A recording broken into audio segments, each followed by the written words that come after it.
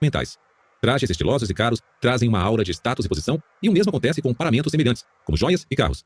Este último símbolo de status é particularmente interessante nos Estados Unidos, onde o caso de amor dos americanos com o automóvel lhe concede uma importância incomum. De acordo com as descobertas de um estudo realizado na área da Bahia de São Francisco, motoristas de carros sofisticados recebem um tipo especial de deferência. Os pesquisadores constataram que quando um carro novo e luxuoso continuava parado mesmo depois que o sinal abria, quem vinha atrás demorava mais tempo para buzinar do que quando o carro na frente era um modelo mais antigo e popular. Os motoristas tinham pouca paciência com o motorista do carro popular. Quase todos tocavam a buzina e a maioria o fez mais de uma vez. 2 simplesmente avançaram no para-choque traseiro do carro da frente. Mas a aura do automóvel sofisticado foi tão intimidadora que 50% dos motoristas esperaram respeitosamente atrás dele, sem tocar suas buzinas, até que resolvesse andar. Mais tarde, os pesquisadores perguntaram a estudantes universitários o que teriam feito nessas situações. Em comparação com as descobertas reais do experimento, os estudantes subestimaram o tempo que levariam até buzinar para o carro de luxo. Os estudantes homens foram especialmente imprecisos, achando que buzinariam mais rápido para o motorista do carro de luxo do que para o do carro econômico. Claro que o próprio estudo mostrou o oposto. Observe a semelhança desse padrão com várias outras investigações sobre as pressões da autoridade. Como na pesquisa de Milgram, no estudo dos enfermeiros do Hospital do Meio Oeste e no experimento do uniforme de guarda de segurança, as pessoas foram incapazes de prever corretamente como elas ou outras reagiriam à influência da autoridade. Em cada caso, o efeito daquela influência foi totalmente subestimado. Essa propriedade da posição de autoridade pode explicar grande parte de seu sucesso como um dispositivo de persuasão. Além de se impor, ela atua de forma inesperada. Defesa. Uma tática defensiva que podemos usar contra a posição de autoridade é remover o elemento surpresa. Como, em geral, não percebemos o profundo impacto da autoridade e de seus símbolos sobre nossas ações, não tomamos precauções suficientes em relação à sua presença nas situações de consentimento. Uma forma fundamental de defesa contra esse problema, porém, é uma consciência maior do poder da autoridade. Quando essa consciência se soma ao reconhecimento da autoridade com que os símbolos da autoridade podem ser falsificados, o benefício é uma abordagem apropriadamente cautelosa às situações envolvendo tentativas de influência da autoridade. Parece simples, certo? E, em certo sentido, é. Uma compreensão melhor do funcionamento da influência da autoridade deve nos ajudar a resistir. No entanto, existe um complicador perverso, que é familiar e inerente a todas as armas de influência. Não convém resistir totalmente, ou mesmo na maior parte do tempo, à autoridade. Na maioria das vezes, as figuras de autoridade entendem do que estão falando. Médicos, juízes, altos executivos, legisladores e pessoas semelhantes normalmente atingiram suas posições graças a conhecimentos e julgamentos superiores. Assim, quase sempre, suas diretrizes constituem excelentes conselhos. As autoridades, portanto, costumam ser especialistas. Aliás, uma definição de autoridade no dicionário é especialista. Na maioria dos casos, seria tolo tentar substituir os julgamentos de um expert, de uma autoridade, por nossos julgamentos menos avalizados. Ao mesmo tempo, vimos em cenários que vão de esquinas de rua a hospitais que seria insensato confiar nas instruções da autoridade de forma generalizada. O segredo está em saber reconhecer, sem muito esforço ou vigilância, quando as instruções da autoridade devem ou não ser seguidas. Autoridade abalizada. Para descobrir quando as instruções da autoridade devem ou não ser seguidas, podemos nos fazer 2 perguntas diante do que parece a tentativa de influência de uma figura de autoridade. Primeira, esta autoridade é mesmo um especialista?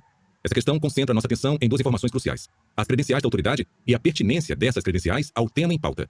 Ao nos voltarmos dessa forma simples às provas da posição de autoridade, podemos evitar as principais armadilhas da deferência automática. Vejamos alguns exemplos. Examinemos sob essa luz o comercial bem-sucedido de Robert Young, do café Sanka. Se em vez de reagirem à sua associação com o personagem da TV Dr. Marcus Welby, as pessoas tivessem se concentrado na posição real de Young como uma autoridade, estou certo de que o comercial não teria tido uma carreira tão longa e lucrativa. Obviamente, Robert Young não possuía treinamento ou conhecimentos médicos. Todos sabemos disso. O que possuía, porém, era um título de doutor. Ora, tratava-se claramente de um título vazio, associado a ele em nossa mente por sua atuação no seriado. Todos sabemos disso, mas não é fascinante como na modalidade clique-zoom, o que é óbvio em geral só importa quando prestamos uma atenção especial a ele? Por isso a pergunta, esta autoridade é mesmo um especialista? Pode ser tão valiosa. Ela volta nossa atenção para o óbvio. Desvia-nos com facilidade de um foco em símbolos possivelmente sem sentido para uma consideração das credenciais de autoridade genuínas. Além disso, a pergunta nos força a distinguir entre autoridades relevantes e irrelevantes. É fácil passar por cima dessa distinção quando a pressão da autoridade se combina com a correria da vida moderna. Os pedestres do Texas que enfrentaram o trânsito atrás do imprudente de terno são bons exemplos. Ainda que o homem fosse a autoridade em negócios sugerida por suas roupas, dificilmente seria mais especialista em atravessar ruas do que quem o seguiu. Mesmo assim, as pessoas seguiram o executivo como se seu rótulo de autoridade sobrepujasse a diferença vital entre formas relevantes e irrelevantes. Caso se dessem ao trabalho de perguntar a si mesmas se ele representava um verdadeiro perito na situação, alguém cujas ações indicassem conhecimentos superiores acha que o resultado teria sido bem diferente. O mesmo processo se aplica a Robert Young, um homem pleno de conhecimentos. Ele trilhou uma longa carreira com muitas realizações numa profissão difícil. Mas suas habilidades e seus conhecimentos eram de atuação, não de medicina. Quando, ao vermos seu famoso comercial de café, nos concentramos em suas verdadeiras credenciais. Percebemos rapidamente que não devemos acreditar nele mais do que em qualquer outro ator de sucesso que alegue que Sanka é saudável. Sinceridade dissimulada. Vamos supor que estamos diante de uma autoridade que reconhecemos como um verdadeiro expert. Antes de nos submetermos à sua influência, devemos formular uma segunda pergunta simples. Temos certeza de que o especialista é honesto? Autoridades, mesmo as mais bem informadas, podem não apresentar suas informações honestamente. Portanto, precisamos avaliar sua confiabilidade na situação. E quase sempre o fazemos. Nós nos deixamos induzir mais por especialistas que parecem imparciais do que por aqueles que têm algo a ganhar nos convencendo. Pesquisas mostraram que isso ocorre no mundo inteiro, e já em crianças no 2º ano do ensino fundamental. Ao nos perguntarmos como um especialista pode se beneficiar de nosso consentimento, concedemos-nos outra rede de segurança contra a influência indevida e automática. Mesmo autoridades versadas no assunto não irão nos convencer se não tivermos certeza de que suas mensagens são representações fiéis dos fatos. Ao nos indagarmos sobre a confiabilidade de uma autoridade, devemos ter em mente uma pequena tática que os profissionais da persuasão costumam usar para assegurar sua sinceridade: defender algo contra seus próprios interesses. Se praticada de maneira correta, essa abordagem pode ser um dispositivo sutil, mas eficaz, para provar sua honestidade. Talvez mencionem uma pequena deficiência em seu cargo ou em seu produto. Porém, a desvantagem será sempre secundária e facilmente compensada por vantagens mais significativas. Aves, somos a número 2, mas nos esforçamos mais. Loyal, nossos produtos são mais caros, mas você vale muito. Ao comprovarem sua honestidade básica em questões menores, os profissionais da persuasão que aplicam esse estratagema podem depois aparentar maior credibilidade ao enfatizarem os aspectos importantes de seu argumento. Uma pequena fraqueza valoriza os pontos fortes. Uma fraqueza pode se tornar uma força em várias situações. Por exemplo, um estudo descobriu que cartas de recomendação aos diretores de recursos humanos de grandes empresas produziam resultados mais favoráveis se contivessem um comentário negativo sobre o candidato ao emprego em meio a um conjunto de observações positivas. E essa abordagem sendo usada com um efeito notável num local que poucos reconheceriam como um ambiente de persuasão: um restaurante. Não é segredo que, por conta dos salários baixíssimos, os garçons precisam complementar sua renda com gorjetas. Além do infalível bom serviço, os garçons mais bem-sucedidos conhecem certos truques para aumentar as gorjetas. Sabem também que, quanto maior a conta do cliente, maior a quantia que deverão receber numa gorjeta padrão. Nesses dois aspectos, então, aumentar a conta do cliente e aumentar a porcentagem da gorjeta, os garçons costumam agir como agentes da persuasão.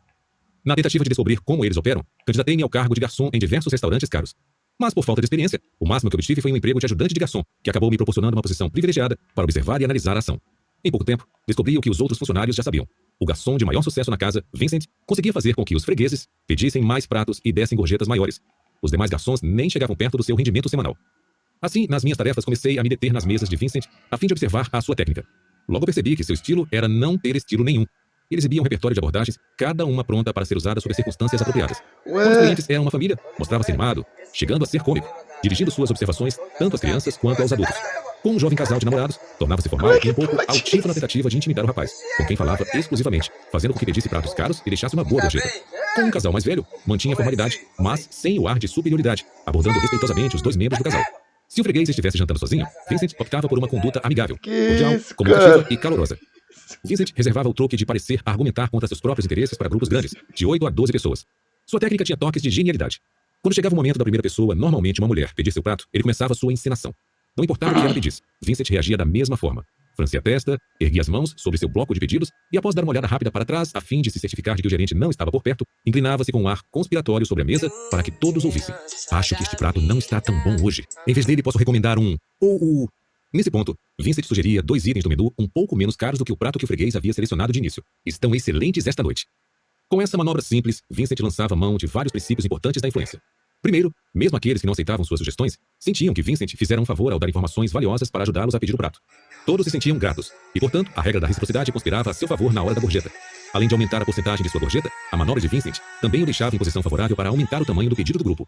Estabelecia-o como uma autoridade sobre a situação dos produtos do restaurante. Ele sabia exatamente o que estava e o que não estava bom naquela noite. Além disso, e é aqui que entra a abordagem de argumentar contra seus próprios interesses, mostrava-se um informante confiável ao recomendar pratos um pouco menos caros do que o originalmente solicitado. Em vez de só pensar no próprio bolso, demonstrava ter em mente os interesses dos fregueses. Para todos os efeitos, ele era ao mesmo tempo bem informado e honesto, uma combinação que lhe dava grande credibilidade. Vincent era rápido em explorar a vantagem dessa imagem confiável. Quando o grupo terminava de escolher seus pratos, ele dizia: "Muito bem, agora gostariam que eu sugerisse ou escolhesse o vinho para acompanhar seus pratos?" Eu observava a cena se repetir quase todas as noites, com uma notável uniformidade na reação do cliente. Sorrisos, sinais de aprovação com a cabeça e, quase sempre, consentimento geral. Mesmo do meu ponto de observação, conseguia ler seus pensamentos com base em suas expressões faciais. Claro, os clientes pareciam dizer: "Você sabe o que é bom aqui e está do nosso lado. Diga qual devemos escolher." Com ar satisfeito, Vincent, que conhecia os vinhos, sugeria algumas opções excelentes e caras. Ele era igualmente persuasivo quando se tratava de escolher a sobremesa. Fregueses que normalmente não pediriam sobremesa ou dividiriam uma com um amigo, não resistiam às suas descrições arrebatadoras do bacon de Alaska e da mousse de chocolate. Quem, afinal, é mais confiável do que um autêntico especialista com sinceridade comprovada? Depoimento de leitor 6.3. De um ex-CEO de uma empresa da Fortune 500. Num curso desenvolvido por mim na Escola de Negócios para Aspirantes a CEO, ensino a reconhecer uma falha como um meio de avançar na carreira. Um dos meus ex-alunos levou a lição tão a sério que incluiu seu fracasso numa empresa.com em destaque no currículo, detalhando por escrito o que aprendeu com a experiência. Antes, tentava ocultar o fracasso, o que não gerou nenhum sucesso real na carreira. Desde então, tem sido selecionado para vários cargos de prestígio. Nota do autor. A estratégia de assumir a responsabilidade pelo fracasso não funciona apenas para indivíduos em uma organização. Parece funcionar para as próprias organizações. Pesquisas mostram que empresas que assumem a culpa por maus resultados nos relatórios anuais têm ações mais valorizadas um ano depois do que empresas que não o fazem. Ao combinar os fatores da reciprocidade e da autoridade confiável numa só manobra elegante, Vincent conseguia aumentar substancialmente a porcentagem de sua gorjeta e a conta que servia de base.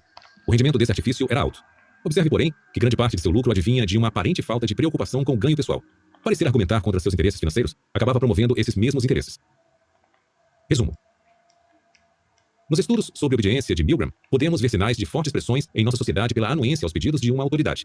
Agindo de forma contrária às próprias preferências, muitos indivíduos normais e psicologicamente saudáveis não hesitaram em infligir níveis perigosos e elevados de dor a outra pessoa porque foram assim orientados por uma figura de autoridade.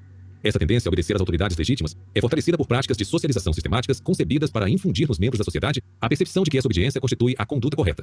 Além disso, obedecer às prescrições de autoridades genuínas costuma ser benéfico, por causa dos altos níveis de conhecimentos, sabedoria e poder que esses indivíduos geralmente detêm. Por essas razões, a deferência a autoridades pode ocorrer de forma impensada, como um tipo de atalho na tomada de decisões. Existe uma tendência preocupante em reagir automaticamente a meros símbolos da autoridade, e não ao seu conteúdo. 3 tipos de símbolos que as pesquisas mostraram ser eficazes são títulos, roupas e automóveis. Em estudos separados investigando essa influência, indivíduos possuindo algum deles e nenhuma outra credencial legitimadora foram tratados com mais deferência ou obediência. Além disso, em cada caso, aqueles que se mostraram deferentes ou obedientes subestimaram o efeito das pressões da autoridade sobre seu comportamento. Podemos nos defender dos efeitos maléficos da influência da autoridade fazendo 2 perguntas. Esta autoridade é mesmo um especialista? Temos certeza de que o especialista é honesto? A primeira pergunta desvia nossa atenção dos símbolos e nos conduz às provas da posição de autoridade. A segunda nos aconselha a considerar não apenas os conhecimentos do especialista na situação, mas também sua confiabilidade. A respeito desta segunda consideração, devemos estar alertas para a tática de aumento da confiança, em que as pessoas primeiro fornecem algum dado ligeiramente negativo sobre si mesmas. Mediante essa estratégia, elas criam uma percepção de honestidade que faz toda a informação subsequente parecer mais convincente aos observadores. Perguntas de estudo. Domínio do conteúdo.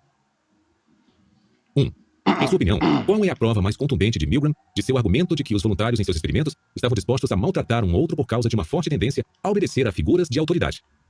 2. O que a pesquisa indica sobre nossa capacidade de reconhecer a influência das pressões de autoridade sobre nossas ações? Cite indícios que respaldem sua posição. 3. Quais são os 3 símbolos de autoridade mais influentes, de acordo com a pesquisa discutida no capítulo? Dê exemplos de como viu em sua própria experiência ao menos 2 desses símbolos funcionarem. Pensamento crítico.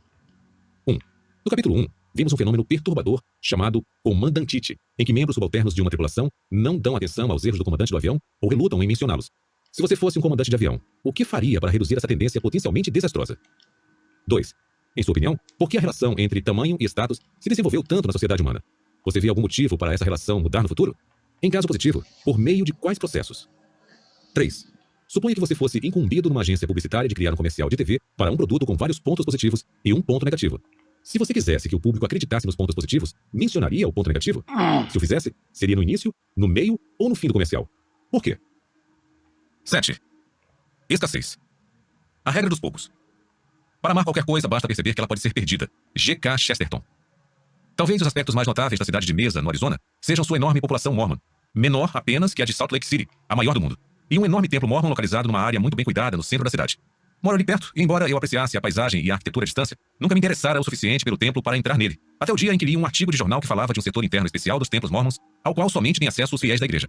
Mesmo adeptos potenciais não podem vê-lo. Mas existe uma exceção à regra. Durante alguns dias, logo depois que um templo é inaugurado, pessoas de fora são autorizadas a percorrer a estrutura inteira, inclusive a seção normalmente restrita. A matéria do jornal informava que o templo de Mesa havia sido recém-reformado e que as mudanças tinham sido suficientemente amplas para ser considerado novo pelos padrões da igreja. Desse modo, somente nos próximos dias, visitantes não mormons poderiam ver a área do templo proibida a eles. Recordo bem o efeito dessa notícia sobre mim. Na mesma hora resolvi fazer a visita, mas quando liguei para um amigo perguntando se queria me acompanhar, percebi algo que mudou minha decisão com a mesma rapidez. Após recusar meu convite, meu amigo quis saber por que eu parecia tão interessado na visita. Fui forçado a admitir que nunca me ocorrera a ideia de visitar um templo, que eu não tinha dúvidas sobre a religião mormon para a qual quisesse respostas, que não tinha qualquer interesse especial por arquitetura religiosa e que não esperava encontrar nada mais espetacular ou empolgante do que o que poderia ver em várias outras igrejas da região. À medida que falava, foi ficando claro que a atração especial do templo possuía uma só causa. Se eu não visitasse logo o setor restrito, nunca mais teria aquela chance. Algo que, por seus próprios méritos, pouco me atraía, pareceu bem mais atraente só porque estava rapidamente se tornando menos disponível. Menos é melhor e perda é pior. Não me considero sozinho nessa fraqueza. Quase todo mundo é vulnerável ao princípio da escassez sob alguma forma. Prova disso é o experimento com estudantes da Florida State University, que consideraram insatisfatória a qualidade da comida da cantina de seu campus. 9 dias depois, de acordo com uma segunda pesquisa, haviam mudado de ideia. Algo acontecera para fazer com que gostassem bem mais do que antes da comida da cantina. O interessante é que o acontecimento que fez com que mudassem de opinião nada teve a ver com a qualidade do serviço alimentar, que permanecera inalterado. Mas sua disponibilidade mudara. No dia da segunda pesquisa, os estudantes ficaram sabendo que, por causa de um incêndio, não poderiam comer na cantina nas 2 semanas seguintes. Colecionadores de tudo, desde figurinhas até antiguidades, conhecem bem a influência do princípio da escassez em determinar o valor de um item. Se é raro, ou está se tornando raro, o item é mais valioso.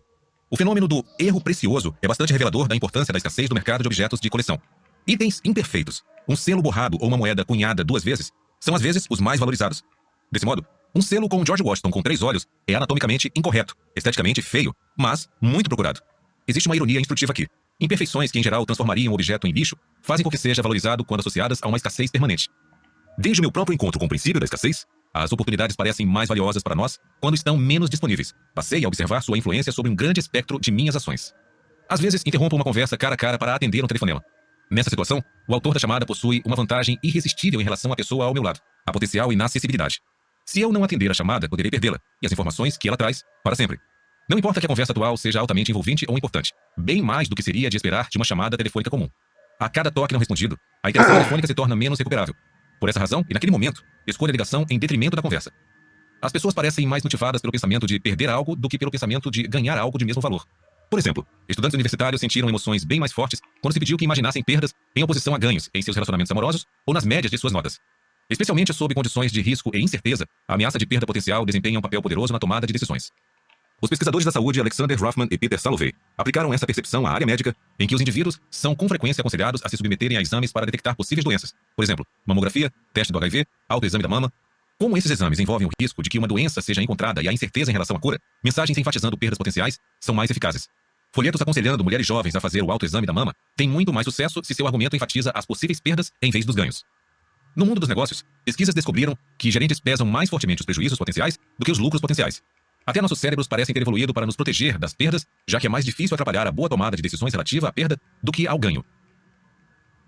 Números limitados. Com o princípio da escassez operando de maneira tão poderosa sobre o valor atribuído às coisas, é natural que os profissionais da persuasão manipulem essa operação. Provavelmente o uso mais direto desse princípio ocorre na tática do número limitado, em que um cliente é informado de que certo produto, com estoque limitado, não pode ser garantido por muito tempo. Na época em que eu estava pesquisando as estratégias de persuasão, infiltrando-me em várias organizações, vi a tática do número limitado ser empregada repetidamente.